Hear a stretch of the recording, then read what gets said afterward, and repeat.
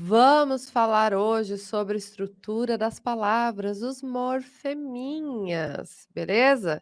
Então, bora lá falar sobre morfema, minha gente.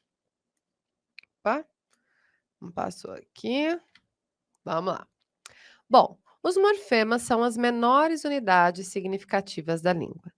O que significa menor unidade significativa, né? São aquelas partezinhas que quando a gente olha para elas, né, elas estão dentro de um vocábulo, mas a gente olha para elas sozinha, elas vão carregar um sentido. Por exemplo, na palavra menina, meninos, por exemplo, meninos. Esse S, se eu olhar só para o S, né, não é que eu vou olhar para o S sozinho, mas se eu olhar só para o S na palavra meninos, eu consigo identificar que ele traz a ideia de número. Ele indica o plural da palavra. É diferente se eu olhar para a palavra sala. Se eu olhar somente para esse S na palavra sala, ele não vai me trazer sentido nenhum, porque ele precisa estar junto com com mais, ó, saleta, salinha, eu preciso desse sal para me trazer sentido. Então eu digo que esse S sozinho aqui de meninos, ele é um morfema, ele é a menor unidade significativa. Eu consigo dividir essa palavra em partezinhas, a moda do Jack. Vocês conhecem o Jack Estripador? Então, para estudar morfema, é a moda do Jack. Vai cortando em partezinhas menores até o menor parte que der. Então, eu tenho menin, que eu consigo fazer menina, meninada, menininha, certo? Esse é o radical. Esse o, que existe uma discussão teórica, dependendo da linha que seguir, vai ser vogal temática ou desinência de gênero, mas os dois são morfemas. E o S é um morfema de número também, que indica o plural. Já esse S primeiro aqui na palavra sala, ele precisa estar junto aqui, ó, com sal, saleta, salinha, salona, vai ser um morfema e esse A vai ser outro morfema. Então, o morfema é a menor unidade com sentido que eu consigo chegar quando eu vou dividindo a palavra em pedacinhos. Então, é o menor pedacinho que eu consigo carregar sentido. Lembre-se que se a gente dividir aqui, ó, nos sons, a gente vai achar fonema, que é a menor unidade distintiva da língua, certo? O morfema tem sentido, significado. Esse morfema que carrega o sentido da palavra, que, por exemplo, eu falei, olha, a partir desse sal, eu posso criar saleta, salinha, salona, né? Ele vai ser chamado de radical. Ele é a base de significação da palavra.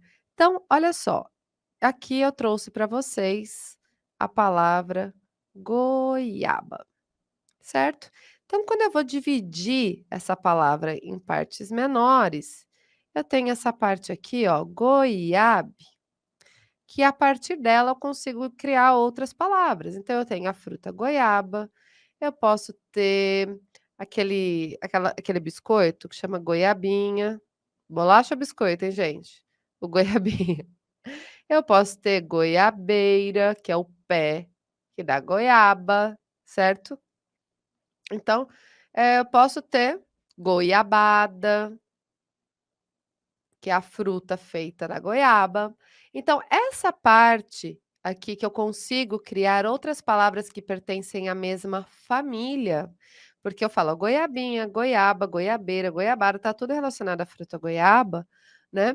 Pertence à mesma família. Essa parte que carrega o significado é chamado de radical.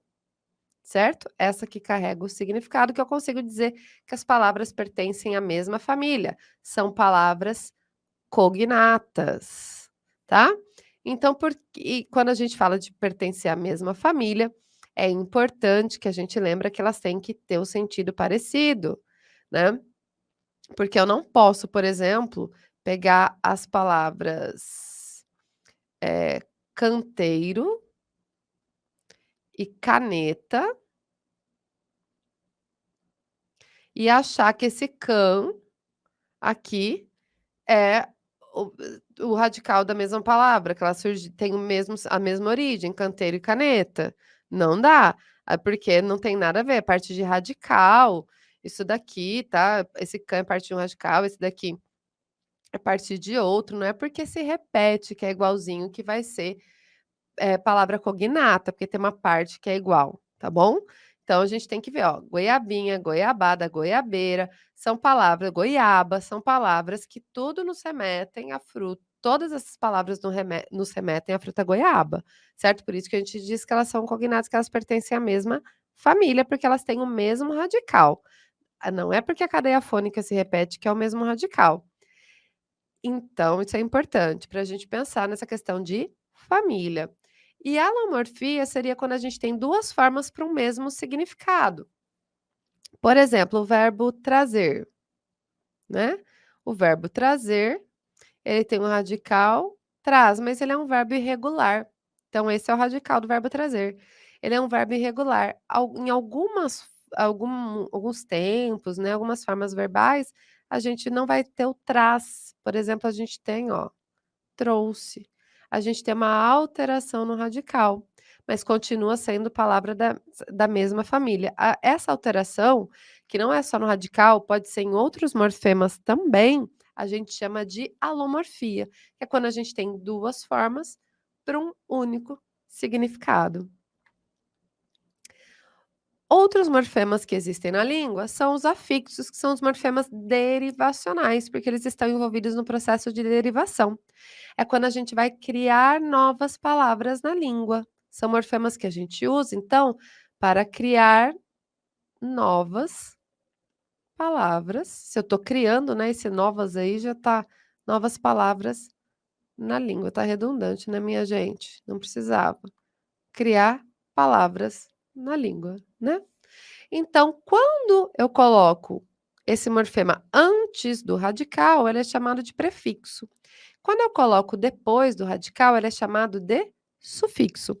Então, olha lá, eu tenho o radical feliz, certo? Então, eu posso colocar um prefixo, um morfema, um afixo antes desse radical e mudar o sentido dessa palavra.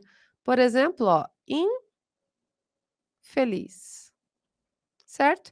Então, eu mantenho aqui, ó, o radical da palavra, e a esse radical eu acrescentei um morfema antes do radical, que mudou o sentido da palavra. Ele é chamado de prefixo. Agora, eu posso também pegar esse radical e acrescentar um morfema depois do radical. Felizmente. Então, feliz é meu radical e eu mudei a classe de palavra, ó, feliz, infeliz, adjetivo, felizmente, advérbio. Então, eu esse mente aqui é o morfema que eu coloquei depois do radical, eu criei uma palavra na língua, ele é chamado de sufixo. Então, eu vou falar afixo quando eu estiver me referindo aos prefixos e sufixos indistintivamente e não estiver querendo relacionar a posição deles. Só falar que são morfemas relacionados derivacionais que a gente cria palavras na língua. Agora, se eu determinar que ele está antes do radical, é ó lá, pré-fixo, e se ele estiver depois do radical, ele é sufixo, tá? Então, aí ajuda a gente aí, ó, lembrar antes, né? Pré-escola, antes. Então, esse pré aí ajuda a gente a lembrar antes do radical, depois do radical. Então, cria novas palavras, alterando a classe de palavra ou alterando o significado da palavra primitiva. Essa palavra a partir da qual a gente criar novos, aqui também coloquei, ó, criar novas palavras. Que a gente cria novas palavras, é a palavra primitiva, e essas palavras que eu criei são palavras derivadas. Por isso, morfemas derivacionais. Os prefixos e os sufixos são extremamente importantes na língua, porque eles estão relacionados, além da mudança de classe de palavras, à geração de sentido, e a gente sabe que vestibular do trio paulista, né, ele ama sentido, alteração de sentido, principalmente o Unesp, Fuvest, relacionado com a forma, bem apegado à forma ainda, né, mas a Unicamp nem se fala, né, questão de sentido. E os prefixos e os sufixos, eles têm essa característica. Então, nós temos prefixos e sufixos latinos e gregos, né? São, a língua portuguesa vem do latim, mas a gente tem desde lá do latim, a língua portuguesa também que sofre influência do grego, então a gente tem esses empréstimos linguísticos. Não precisa saber a distinção entre prefixo e sufixo grego e latino, não precisa disso, tá? Mas é muito importante a gente saber os valores semânticos dos prefixos. Tem alguns prefixos que gregos eles têm um sentido e latinos outro. Então, o que eu digo a vocês é, são muitos prefixos, muitos sufixos. É muito importante que quando a gente vai lendo, a gente vá prestando atenção nessas menores partes que a gente consegue dividir, certo? Para a gente conseguir identificar o sentido desses prefixos e sufixos. E eu indico a vocês que façam uma pesquisa, né, e façam uma lista aí desses prefixos e sufixos dos sentidos, dos mais comuns na língua, tá? Eu trouxe só alguns aqui para a gente pensar nisso, por exemplo, des, né, o des, ó, desamor, a gente tirar o amor, negar o amor, ó, desfazer, fazer, desfazer, negar, uma ação contrária. O infra, né, ó, infraestrutura, abaixo, certo? O que vem antes da estrutura. Contra, contraindicação, oposição. O pré, pré-existente, ideia de anterioridade. O sufixo, ele vai ter o sentido também, mas ele é mais a questão, o uso deles a gente tem aí o sentido no diminutivo, tá? No aumentativo, mas a questão do uso deles é mais para a alteração de classe morfológica. Por exemplo, o sufixo oso. Ele é um sufixo que a gente utiliza para formar adjetivos. Então, olha, carinho. A partir do substantivo carinho, a gente cria carinhoso, o adjetivo carinhoso. O inho. Aqui é muito importante a gente falar sobre os diminutivos, tá? Por quê? Porque esse inho, ou a variante dele, o zinho, tá? Porque muitos teóricos já nem consideram esse Z como consoante de ligação, já consideram o zinho uma variante do sufixo inho. Então, ele pode trazer a ideia de tamanho, tá? Diminutivo, mas ele também pode trazer a ideia de afetividade, ideia de ironia. Por exemplo, então, um cachorro, vocês sabem que eu tenho um cachorro black, né? Que é um labralata, um labrador com vira-lata, ele pesa 40 quilos. Então, ele não é pequeno, ele é grande, ele é pesado. E eu chego em casa todo dia, ele vem pular, fazer festa, fala: "O cachorrinho da mamãe". Então esse "inho" que eu tô usando não é para se referir ao tamanho do black, eu tô me referindo aí é um "inho" afetivo, certo? Mas eu posso também usar com ironia, o sentido contrário, né.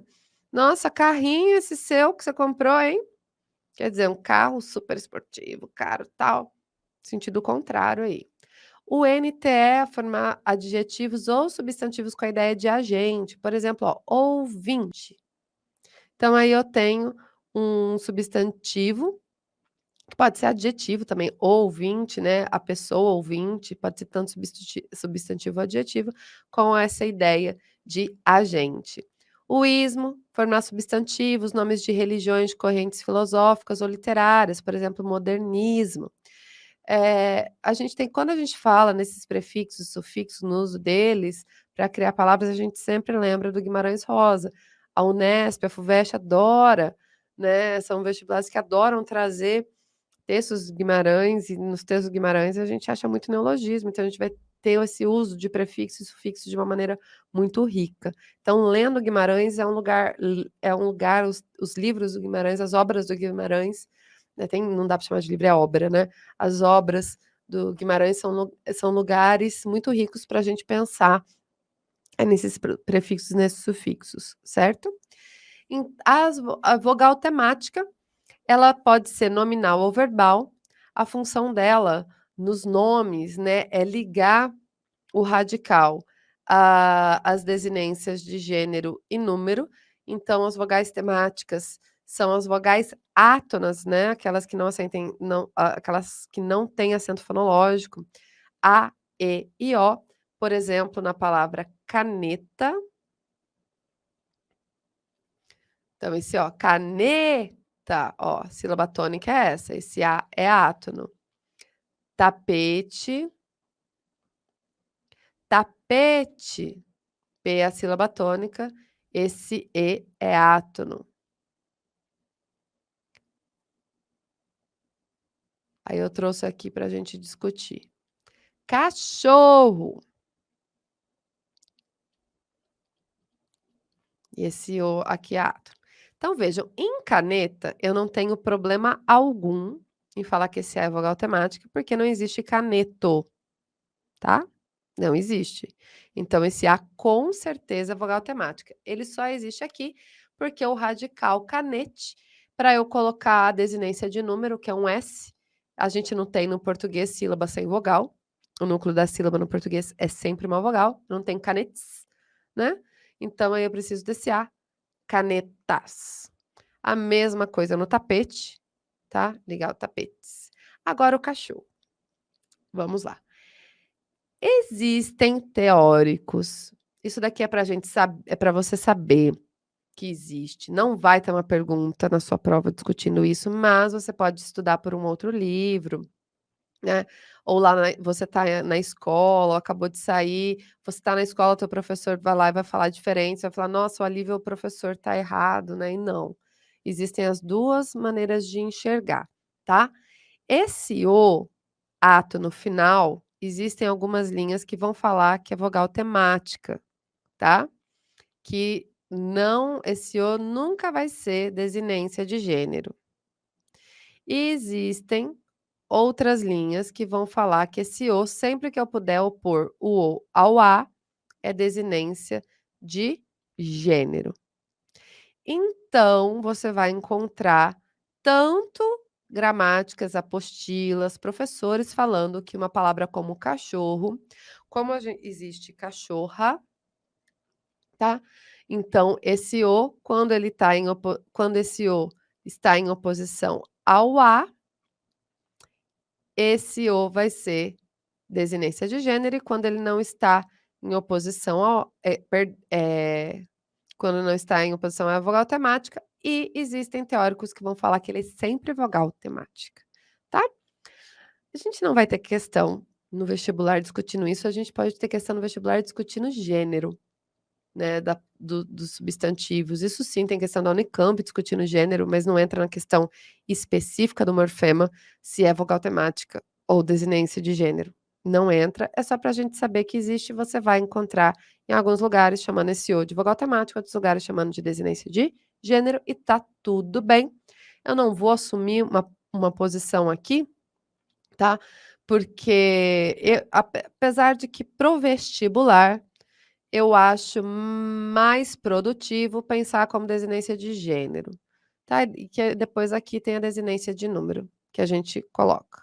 Eu acho mais tranquilo, tá? Em oposição, quando está em oposição a um A, é desinência de gênero, se não vogal temática, não tem a necessidade da gente fazer toda uma discussão teórica que é necessária para a gente entender por que que esse O vai ser vogal temática. Só, sempre, certo? Por conta das questões de oposição aí da estrutura da língua. Então, vai por aqui. Eu particularmente iria por aqui, mas não que a outra visão esteja errada. Estou falando aqui para o vestibular, para essa leitura, tá? E nos verbos, a vogal temática vai indicar qual conjugação o verbo pertence. O verbo com a vogal temática em A pertence à primeira. Ah, perdão, antes de ir para o verbo. Falar das palavras atemáticas. Então, qualquer palavra que não tenha vogal temática, vogal ato na final, A, E e O, é considerada atemática. Então, se a palavra termina na vogal I, saci, né? Palavra atemática. Por exemplo, aqui, termina em consoante, lápis, palavra temática. Não tem vogal temática no final, palavra atemática, tá? E a verbal indica a conjugação. Por exemplo, quando o verbo tem vogal temática em A, nós dizemos que ele pertence à primeira conjugação. Por exemplo, a gente tem o verbo cantar. Quando ele tem vogal temática em E, segunda conjugação. Por exemplo, vogal temática em E. Em I, terceira conjugação. Por exemplo, partir. Certo? Então, cantar, beber e partir são exemplos aí de vogal temática que conjugação esse verbo pertence. Lívia, e o verbo por? e os seus derivados, compor, repor, decompor. Eles vão ser encaixados aqui, ó, nessa segunda conjugação, porque o verbo pôr, quando a gente olha para o verbo pôr, lá a origem do verbo pôr, ele vem de poer, que já veio de ponere, tá? Então, essa vogal temática E, ela até aparece em algumas formas. Por exemplo, ó, eles põem, certo? Ó, a vogal temática em E aqui, vogal temática E. Então, por isso que o por e todos os seus derivados vão pertencer à segunda conjugação. Lívia, por que que é importante eu saber a conjugação? Porque a partir dessa conjugação, se os verbos forem regulares, eles vão ter os mesmos morfemas, as mesmas desinências, modo temporal e número pessoal, nas mesmas conjugações. Então, se você souber conjugar o verbo cantar, o verbo beber e o verbo partir, qualquer outro verbo de primeira regular, de primeira conjugação, ou de segunda ou de terceira, você vai saber conjugar. Então, a única coisa que eu falo na língua, no ensino da língua, que não é obrigatório, mas pensando exclusivamente no vestibular, tá? Além de entender o sentido, eu acho relevante decorar é a conjugação dos verbos cantar, beber e partir. Ou outros que você queira, representando a primeira, segunda e a terceira conjugação, tá? É muito importante você entender o sentido de cada tempo, de cada modo, do aspecto perfectivo e imperfectivo. É muito importante, porque caem questões sobre isso, mas a FUVEST, por exemplo, traz questões pedindo para você mudar da segunda pessoa para a terceira pessoa do discurso, mantendo o tempo. Então você vai ter lá de segunda pessoa, uma pessoa que a gente nem usa, né, a gente nem está acostumado a conjugar verbo, e aí a VEST não traz só os verbos regulares ainda, ela traz os irregulares. Então, além de decorar esses aqui, ó, um de cada, eu sugiro que você decore aí os principais irregulares, ser, estar, tá? Porque aí você vai conseguir tranquilamente, rapidamente fazer isso daqui. Se você só entende, Lívia, eu entendi o sentido de cada um dos tempos verbais, dos modos verbais, dos aspectos. Eu entendi isso, né? Então eu não decorei nada, eu entendi. Eu vou resolver essa questão? Vai. Mas você vai demorar mais tempo do que quem decorou. Então eu só falo que vale a pena decorar para ganhar tempo, tá? Por isso que eu falo, vale a pena decorar para ganhar tempo na hora da prova, que esse tempo é muito precioso na hora da prova. Então vai facilitar a tua vida, tá? Não é que você precise para entender o funcionamento da língua, não é nada disso. Eu falo, decore para ganhar tempo na hora da prova. Porque se você entender os tempos, aliás, você tem que entender os tempos, você tem que entender o funcionamento dos modos, você tem que entender a questão de aspecto, porque vai ter também questão sobre isso nas provas. Vai ter até mais questões sobre isso do que a conjugação, mas ainda elas trazem a Unesp e a FUVEST trazem questões sobre essas conjugações, tá? E nós temos as desinências que estão relacionadas com a flexão, tá? Tanto dos nomes quanto dos verbos. A flexão nominal é a flexão de gênero, então olha lá. Menino, vou assumir aqui que esse O vai ser desinência de gênero. A gente já teve a conversa anterior, né, sobre vogal temática ou desinência de gênero. Então, pro vestibular, estou assumindo aqui, mas a questão da desinência de gênero, porque eu consigo menino, menina, certo? Criança. E aí a gente tem masculino, então gênero masculino e gênero feminino, e a questão de número, né? Nominal. Nominal, substantivo, adjetivo, pronomes, alguns numerais, certo? Então, são essas desinências que aparecem na flexão dos nomes. E aí a gente tem, por exemplo, criança e crianças. Na morfologia, que é a área de estudo aqui que trabalha com os morfemas, a gente sempre trabalha por oposição, com oposição, certo? Então, em oposição a esse S, que indica o plural, nós temos um vazio, que indica o singular, tá? o número. Então, vejam, esse singular, ele não o vazio, ele é significativo na morfologia.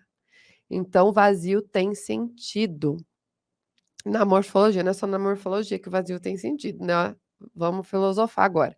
Então, o vazio ele tem sentido na morfologia, porque eu tenho que opor esse S do plural, desinência de número, né, com um vazio que vai indicar o singular.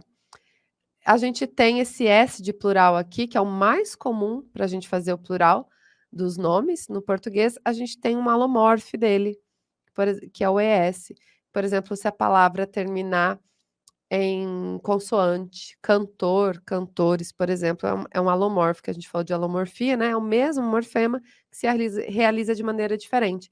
Como a gente não pode acrescentar esse S direto na consoante, porque a gente não tem, sílaba e a gente não gosta, né, de consoantes juntas, cantors, né, pra gente soa, apesar disso acontecer em outras línguas, para o português a gente não gosta, a gente soa mal pra gente, questão, né, É, de a gente fugiu a palavra agora, minha gente, né, eufonia, princípio da eufonia, né, não soa legal pra gente, então a gente coloca esse "ezinho", é alomorfe. E também temos as desinências verbais, que vão indicar modo, tempo, número, pessoa.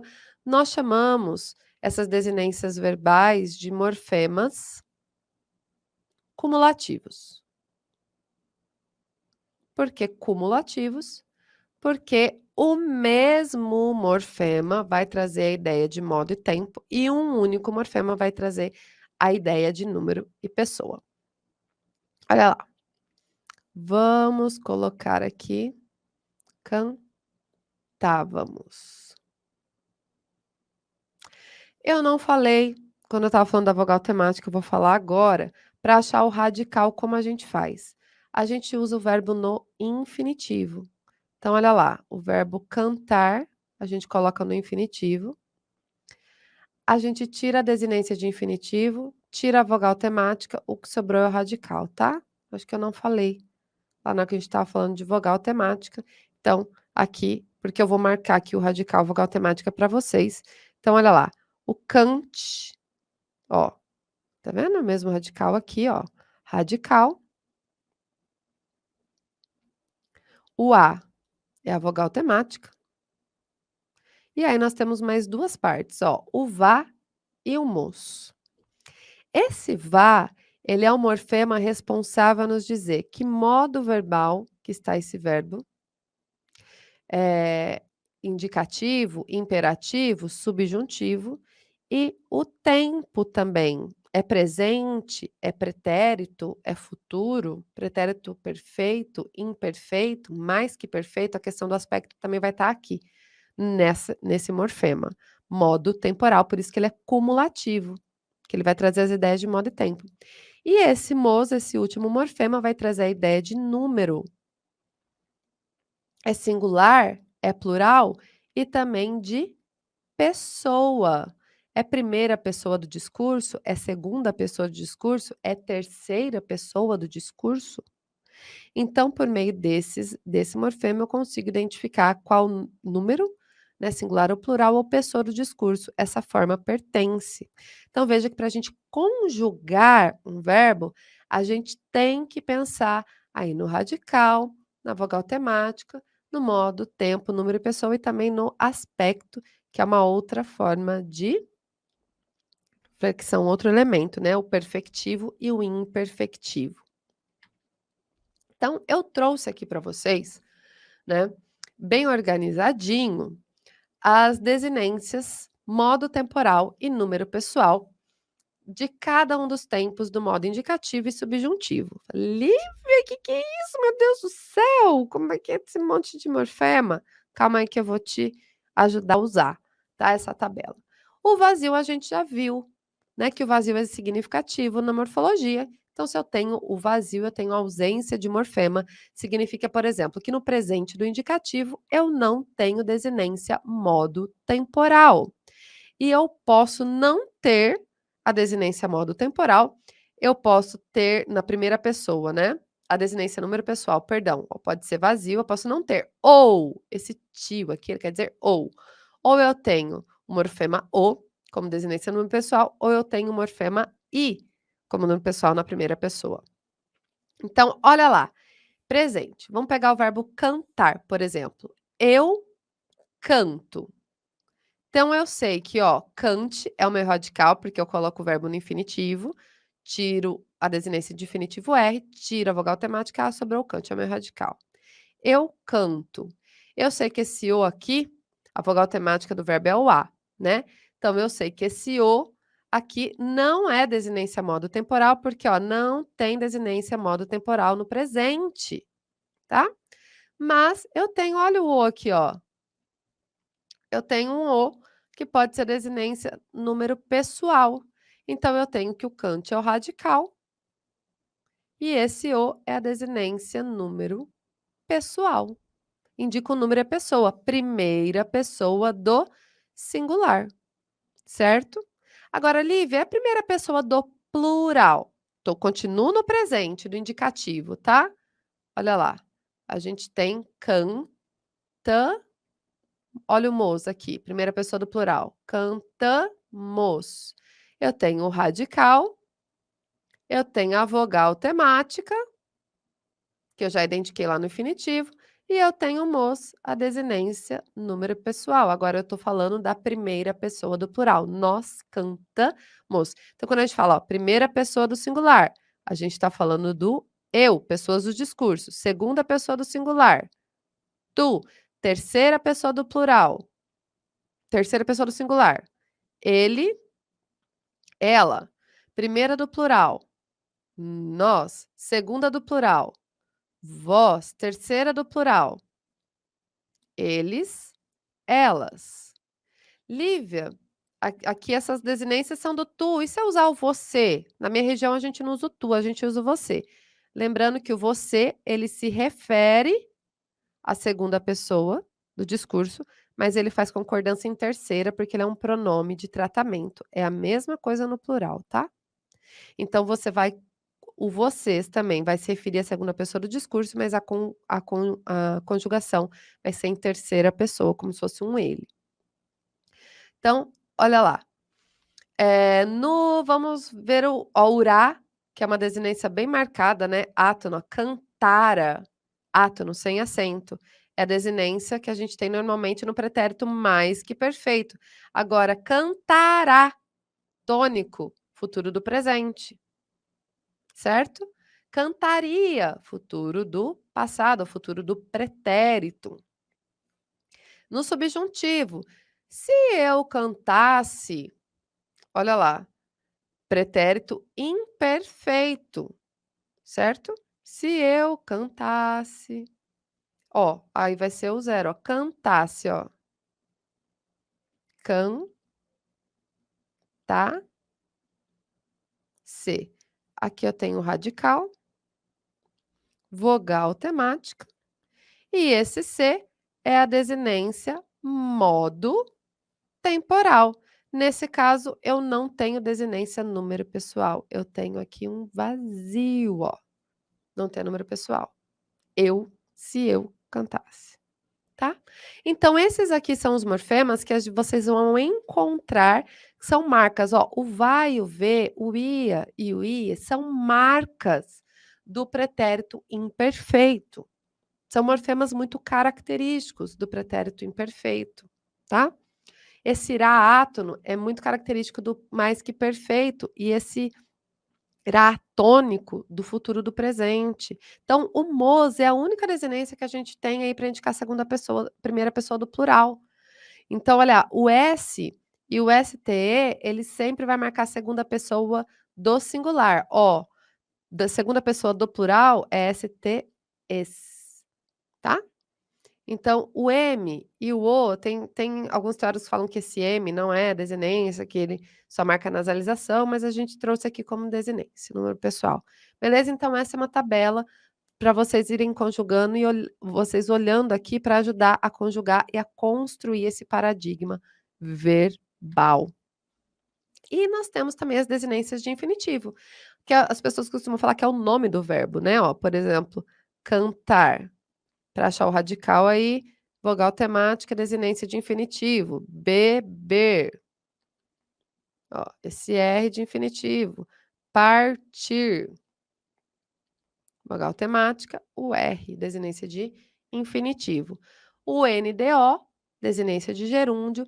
E aí tem teóricos que trazem só o do de particípio ou trazem o ado, ido, como desinência de particípio. Também não vai fazer diferença pra gente, tá? Então, olha lá. Cantado, a gente não vai separar aí o que é vogal temática, só o do. Cantado. Opa, opa, gente, espera aí, né? Vamos pegar essa borracha, apagar e fazer direito aqui, né? Que não dá. Bebido. Partido. Não faz diferença aqui, tá bom? Então, ado e ido, aí, particípio. E nós temos um outro morfema, que é quando a gente junta o radical à vogal temática. Por exemplo, na palavra caneta, a gente tem o radical mais a vogal temática, então eu digo que tudo isso daqui é tema. Agora, na palavra canetas, não, ó. Eu tenho o radical mais a vogal temática, e isso daqui é meu tema. Certo? Então a gente diz que a desinência de número, ela é adicionada ao tema, tá? Porque a gente tem o radical mais a vogal temática. Nos verbos a mesma coisa, ó. Cantar, a gente tem canta como o tema, certo? Porque aí eu tenho o radical mais a vogal temática. E a vogal e a consoante de ligação, existem alguns teóricos que já acabaram, já falam já que eles foram absorvidos, igual o Z do zinho, né, que seria uma consoante de ligação, mas já foi cafezal, por exemplo, zal, que já faz parte do sufixo, tá. Mas eu trouxe aqui porque existem teóricos que falam que separam ainda essa vogal e essa consoante. Então, olhem só, é interessante para a gente pensar e elas existem pelo princípio da eufonia, para tornar melhor a gente falar e a gente ouvir, mais tranquilo. Então vamos pensar, né, que a gente tem um sufixo na língua, que ele vai repetir o sentido, isso acontece com todos os morfemas. Então olha lá, se eu for bater com uma caneta, eu dou uma ó, canete, e eu vou colocar aqui, ada. Se eu for bater com um chinelo, eu dou uma ó, o radical, chinelada. Se eu for bater com um pau, eu vou colocar o radical aqui e acrescentar o sufixo "ada", igual eu fiz ali em cima. Pauada. Ó, tenta pronunciar aí, pauada. Ó, quase trava, a mandíbula aí, pauada. Até faz barulho dentro do ouvido, pauada. Tá, então, como fica ruim para pronunciar, a gente tem o "u" aqui, que é uma vogalzinha redonda, né, então a gente tem, ó, a gente faz biquinho, ó, "u", para falar o "u", então a gente coloca um "l" para ajudar nessa pronúncia, paulada, ó, já fica, ó, paulada. Então esse "l" seria uma consoante de ligação, ela une o radical ao sufixo, tornando a pronúncia ou a questão de ouvir o som mais agradável, por isso está relacionado ao princípio da eufonia. A mesma coisa com a vogal de ligação. Olha só, a gente tem inset, que é o radical de inseto, ó. Inseto, eu tenho o vogal temático e o radical, inset, certo? E eu tenho aí inseticida, né, que mata os insetos aí. Eu tenho um sufixo aí, cida. Raticida, que é usado para matar rato, né? Pesticida, usado para matar peste, né? Na agricultura. Então, mas aí, ó, inseticida, né? Insets, a gente não gosta desse som juntando consoantes no português. Então, a gente acrescenta aí, ó, um i, é inseticida, para ficar melhor. Então, esse i seria a vogal de ligação, tá? Como eu disse a vocês, vários teóricos, por exemplo, eh, menino, menininho, né? Eh, pau, pauzinho. Então, esse zinho seria o Z, seria cafezinho. Esse Z seria também uma condição de ligação, mas alguns teóricos já falam que o zinho é uma variante do sufixo inho. Vocês estão vendo que eu estou colocando um tracinho aqui antes, né, do sufixo, e quando eu coloco o prefixo, eu coloco um tracinho depois. Por quê? Porque com esse tracinho eu indico que existe mais coisa depois. Então, esse re, eu sei que ele é um prefixo porque existe mais palavra, mais forma depois. E o inho eu sei que é um sufixo porque existe mais palavra antes. Por isso que eu coloco esse traço aqui.